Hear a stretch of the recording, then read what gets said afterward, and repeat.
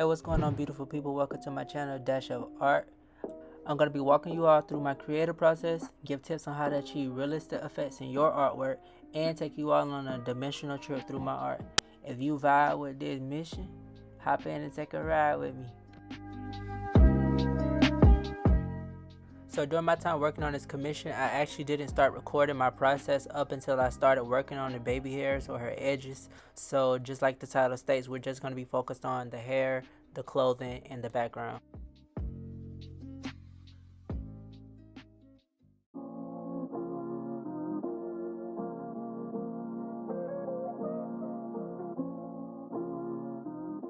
But without further ado, we're just going to get straight into my process of how I started coloring. And the first thing we're going to get into is the hair. And right now what I'm just doing is getting the skin situated underneath the edges.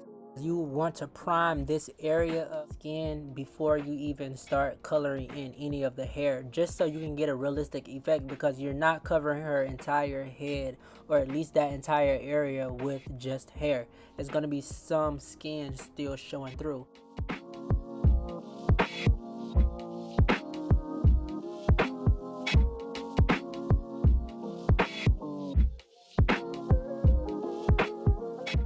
And on this section right here with the glasses, I'm going in with the colorless blender just to get rid of some of those white dots that we see, just to kind of solidify the color that's on there. So coming in working on this eyebrow, I started filling the eyebrow with the same shades that I was using to color the skin. When I color eyebrows, I start from the lower shades of brown, sienna, dark brown, lilac purple for a cool tone, then dark umber and indigo blue. I use black to darken specific strands. I also even added Spanish orange to add a warm tone. Layering this way keeps you from filling it with only black, which is just one color without any different values or tones within it. Use indigo blue just to mimic the black.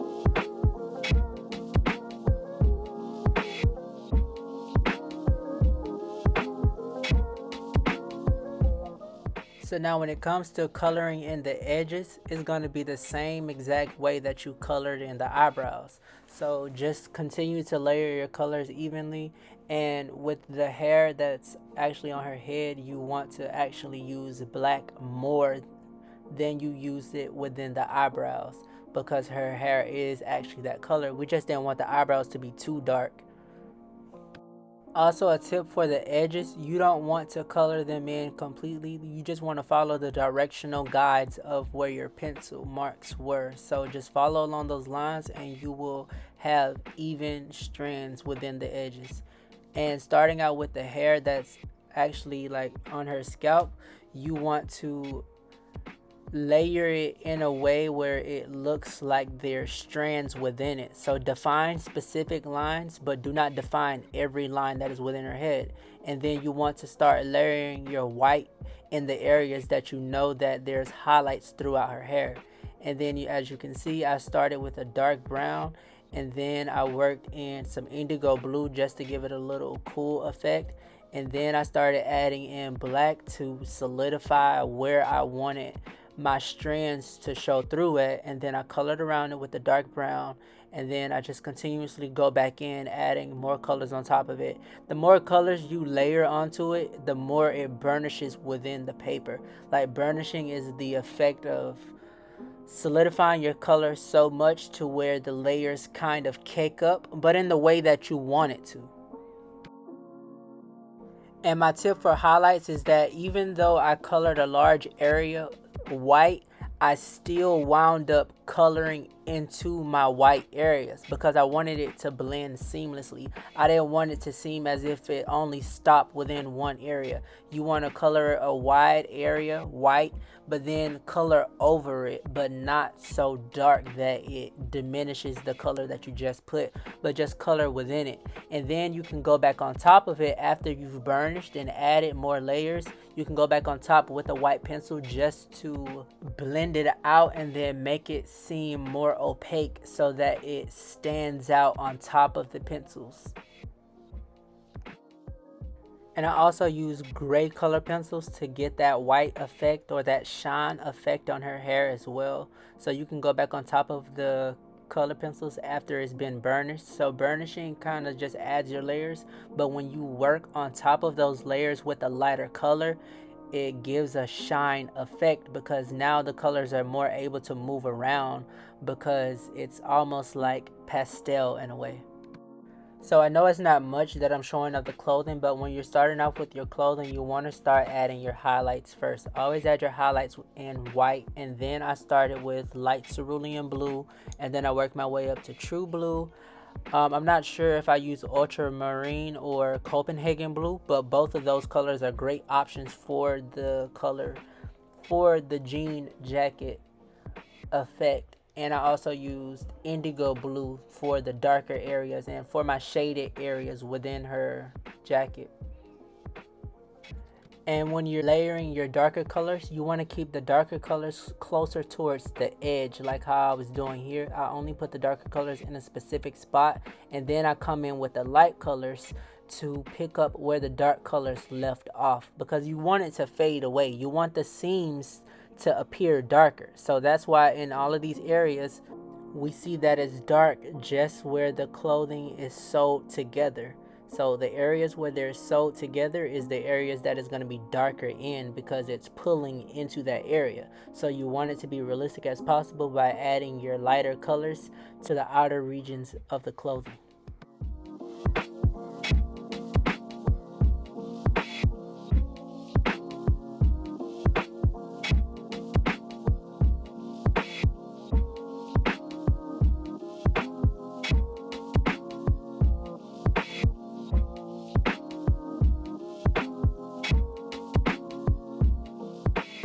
But getting into the background, I started, I think, with the light cerulean blue. But honestly, it really doesn't matter which one I started with because we're going to just play with all of these colors. And with the background, you kind of want it just to be free flowing, especially because you're working in color pencils. And color pencils are so stiff in that your movements aren't always going to be like the way a paintbrush would be. So it really doesn't matter here. That's why I'm just going in really in any direction with it. But I tend to color in straight up and down motions. But for the clouds, I was just coloring honestly in the best way I knew how. Honestly, they're not even in the shape of clouds. It's like I just made up my own thing real quick. So with drawing such an expansive background as a sky and color pencils, you want to just focus on the colors that are merging into each other. So that's pretty much what I was doing. I was just focusing on merging all of the colors into each other. Like they had to be in harmony with each other. So even if my clouds don't look like clouds, they're still gonna mimic the sky, or at least my reference photo. So with this type of background, you just want to play with the different values and different gradients that are within your reference photo.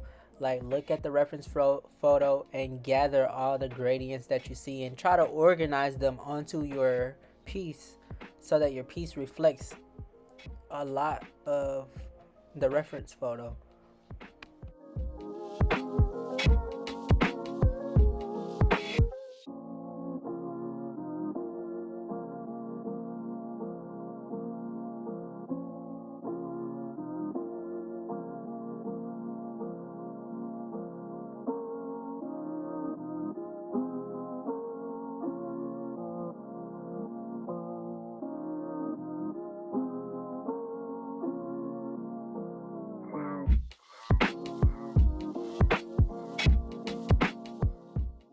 So for the background, just like every other part of this piece, It requires a lot of blending, but the background, it needs to be blended seamlessly because it is a much larger aspect of your piece. It is going to be the part of your piece that captures the viewer's eyes. It's going to be the part that stands out behind your main focus of your piece. So you want your background blended seamlessly. So in the same manner how I was blending the hair where the highlights were, you want to do that same thing with the background. So add one area. So for example, we had the highlight within the hair where it was light, it was white. So the outer edges of all of where I filled that color was going to be submerged with other colors. But the center of the white or the highlight was not touched. Only the outer aspects of it was, because those were the other layers of colors that had to sit on top of it to look as if they were merging within it. So the background requires a lot of merging or overlapping of colors.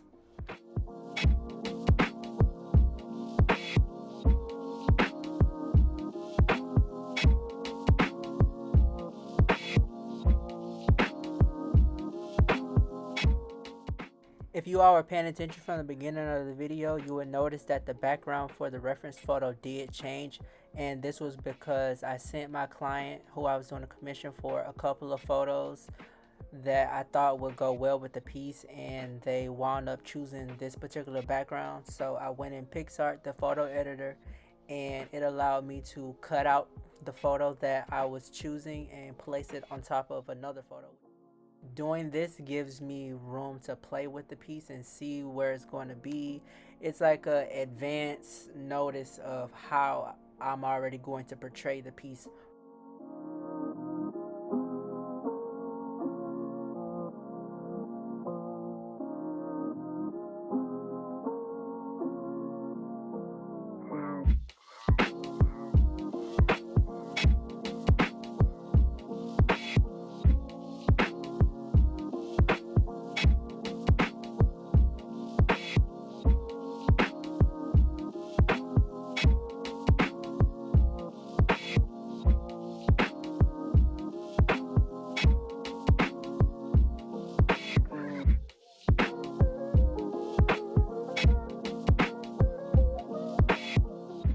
So at this point, I think that everything that I've been doing thus far is pretty much self-explanatory, since I've already described all the mechanics and different techniques that I use to achieve certain effects and how I stylize overall.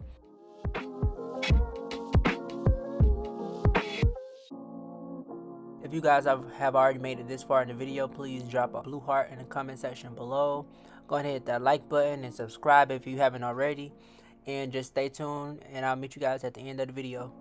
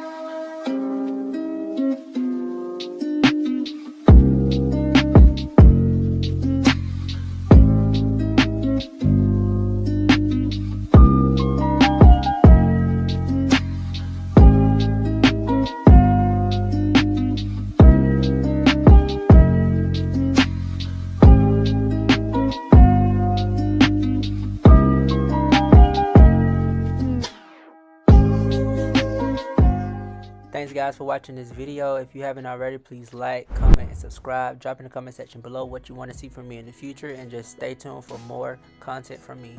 That's your art signing out.